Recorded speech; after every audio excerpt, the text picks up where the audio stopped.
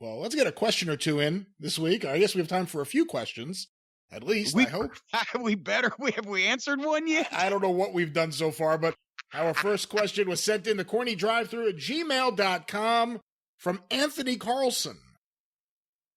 I was born and raised in Lansing, Michigan, the home of the Sheik. I just read that Abraham Lincoln, in his youth, had 300 bouts and suffered only one loss in his career. Can you shed any light on how wrestling was around in the 1800s, or if wrestling was even a big thing back then? He is also enshrined in the National Wrestling Hall of Fame in 1992. Thank you, Jim. Well, as unbelievable as this may seem to some of you younger folks out there, I never personally met Abraham Lincoln. He was in the business, but unfortunately, we never worked the same territory. And everybody says Abraham Lincoln was a wrestler.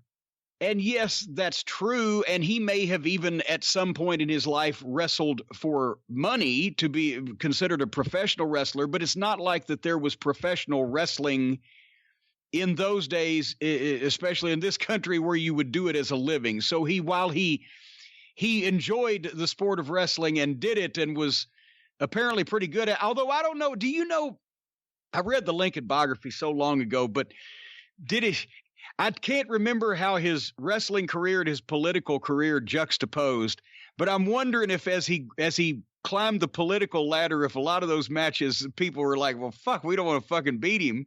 He's the goddamn, senator. But nevertheless, but no, Abraham never worked a territory where he, went to the locker room every night, got the booking sheet, had to blade or put anybody over. So it was primitive wrestling in those days. And wrestling has been big, obviously, since fucking, it was in the original Olympics in Greece. Wrestling would be an older sport than boxing, obviously. That's why they always called it wrestling's oldest, or the world's oldest sport, professional wrestling, because the fucking cavemen wrestled before they figured out how to stand there and throw straight punches at each other and act civilized. They were fucking hooking each other like Billy Joyce and Billy Robinson on the fucking ground. So I can't really critique any of Abe's move set or his work ethic or whether he was a good I'm sure he was a good promo. We've got that evidence. Whether he was any good did he ever switch heel, Brian? Do you remember? I don't know. Who do you think will win a match, Abraham Lincoln or Milo of Croton? Well, Abe's got the height and the reach advantage, but wouldn't, as I remember, was Milo a giant or was he just the stocky fellow? I'm not sure. I can't remember. I have the book here. I have the book from Milo Dolandos. I have it here. Oh, well, I thought you were going to go with could Abe Lincoln fucking hook, Douglas after the debate. Or maybe that's the way they should have settled the Civil War instead of getting all those people killed. Abraham Lincoln against Jefferson Davis. Two good old Kentucky boys. No holds barred, no time limit, no disqualification. See, I got promoters all over the country lining up to fucking book that match. I don't have a fucking clue who that is, but just in case they're trying to give me money, I won't answer it and fucking cuss them. There you go. That's a good way to anyway. Treat things. So I can't critique Abe's matches. Not sure how he was as a talent, but that's the level of wrestling at that time that was being done in this country. It was purely on a sporting and mostly amateur and definitely part-time basis. One of my favorite Austin Idol quotes in real life, not during a promo, was we were talking one time years ago on Austin Idol Live, and Randy Hales came up. He's like, yeah, I always thought Randy looked cool. And I said, what do you mean you thought he looked cool? He goes, no, he looks like Abraham Lincoln. I always thought that was cool. So apparently if you look like a former president, you're cool to Austin Idol. Actually, if Randy put on a stovepipe hat when he had a beard, he would have looked like young Abe Lincoln.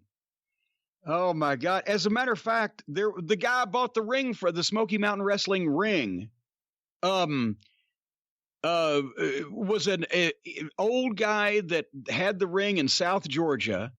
And he had been involved in wrestling where he would bring the ring to different wrestling, events. And he had promoted some spot shows down there. Of course, this is, 30 years ago.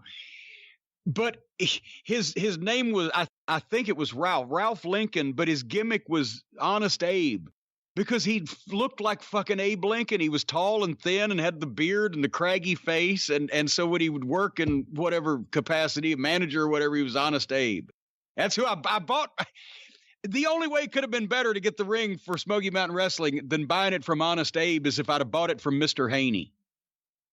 Were you a fan of Mr. Show with Bob and David when that was on HBO? What era was that? Probably the late 90s. Bob Odenkirk and David Cross. I do not remember seeing that. It's one of the greatest sketch comedy shows ever. And they did a skit where there was a Civil War reenactment. There's a whole bunch of things that happen. It's a fantastic segment. But one of the problems was 2 Lincolns showed up. So they had 2 Lincolns at the Civil War reenactment. No Davis.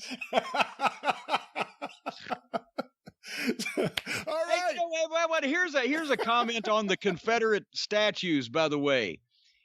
In any other country, when they've been in a war, do they put statues up of the people they beat? Yeah, I can't think of any examples of the loser of a war getting statues put up. That's what I mean. Yeah. Why is everybody so goddamn cranked up about it? It's not that fucking important. That just take the fucking things. Who's going to go out and protest in the streets because we took down a statue of somebody we beat in a war 175 years ago or whatever the fuck? Jesus. Okay.